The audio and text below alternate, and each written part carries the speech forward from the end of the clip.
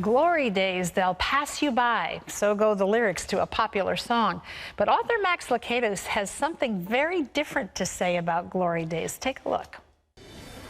If you feel like you're going through the motions or running on empty in your walk with God, you're not alone. Best-selling author and pastor Max Lucado says, we all have those times in the wilderness at some point in our spiritual life.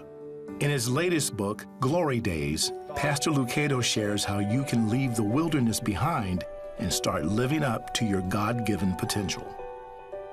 Please welcome back to the 700 Club, Max Lucado. Max, it's wonderful to have you back here. Thank you. It's a treat. You know, I think what was just said is so true. All believers experience wilderness times in their lives, but the statistics today are pretty startling. Only 11% of believers feel like they're experiencing their glory days now. Absolutely, yeah. The study asked the question, do you really feel like you're living a life in which you love God with all your heart and you're learning to love your neighbor more and more every day? And only 11% could say yes. Wow. I think that's an alarming statistic. It's a very alarming statistic. You write in the book, well, it's really written around the book of Joshua and his story and the glory days that were experienced by Israel. That's where the term comes from. Exactly. Talk about that a little bit. You know, the story of Joshua is a fascinating story. Unbelievable. Because when we think of ancient Israel, we don't typically think of glory days. You know, we think of Egyptian captivity or Babylonian detention. But for 7 years, the children of Israel were absolutely undefeated as they reclaimed or they inherited the promised land. So what has struck me about Joshua is the question, what did he and the Hebrew people believe? What did they know? What did they do that enabled them to come out of the wilderness and inherit their promised land? I think there's a picture for millions, maybe billions of Christians today who feel like they're chugging along at half speed and not hitting on all their spiritual cylinders. That the book of Joshua can help us enter into a season of the church experiencing glory days in which we see, you know, Jordan rivers open up and Jericho walls come down. And the book of Joshua is written for a time such as ours.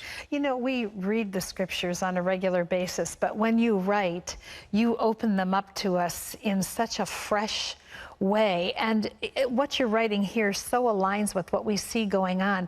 Talk a little bit about the Reveal Project, because it really, the statistics that came out of that ought to be listened to. They ought to be. The Reveal Research Project canvassed over 1,000 churches, and it's the most comprehensive study done so far of Christians in the United States. And of their many questions, the primary question was, do you feel like you're experiencing spiritual growth? Do you feel like you're advancing in your faith? Having victory. Exactly. And what they determined is that 89% of the people said no.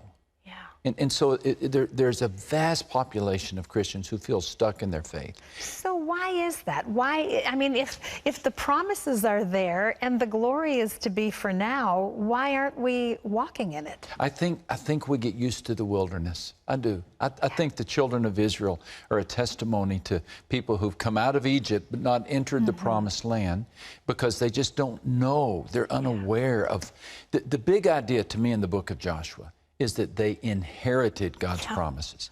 They didn't conquer the land. They didn't fight for victory. They fought from victory. They believed that God had already given them that land, and all they had to do was enter it.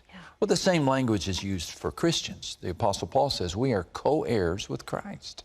So we simply receive what God has given, so we march forward in faith. That does not mean we have no struggles. That does mean we have the assurance and the confidence that victory will come. And do you think some of it, Max, is because we don't really recognize how much God has won the victory and wants to give it to us? I think that's huge. I think to believe that God is on my side. You know, the promise God gave Joshua in Joshua chapter 1. He basically told him, now just keep meditating on my word, and I am with you always.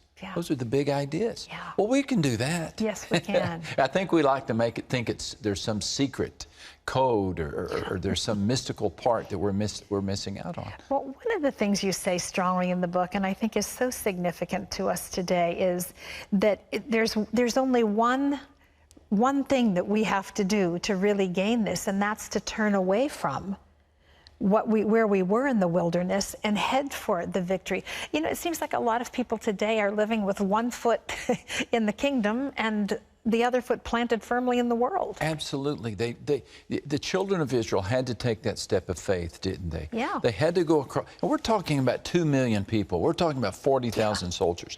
This isn't a Boy Scout troop that Joshua was leading, you know.